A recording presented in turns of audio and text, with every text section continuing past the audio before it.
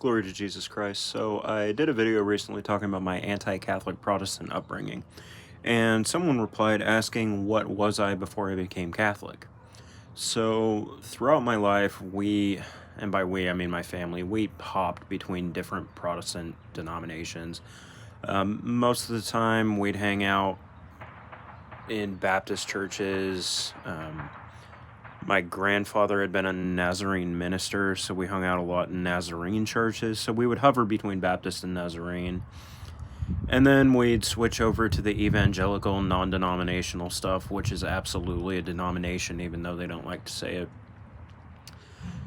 So it was usually Baptist, Nazarene, or non-denom. But I always knew there was something not right with it. Nobody could agree on anything. It was all people's personal interpretation of Scripture. It was ridiculous. There are a couple of the churches that I have some respect for to this day because they were actually very well grounded, even though they were Protestant.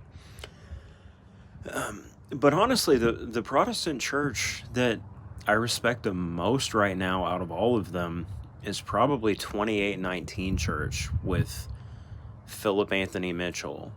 They got a huge YouTube presence, but that guy, he may be Protestant, but he's on fire, and a lot of what he says is pretty sound. Like, he may be a Protestant and will have issues because he's a Protestant, but a lot of what he says is pretty on point. He doesn't preach the once saved, always saved. He doesn't preach the faith alone.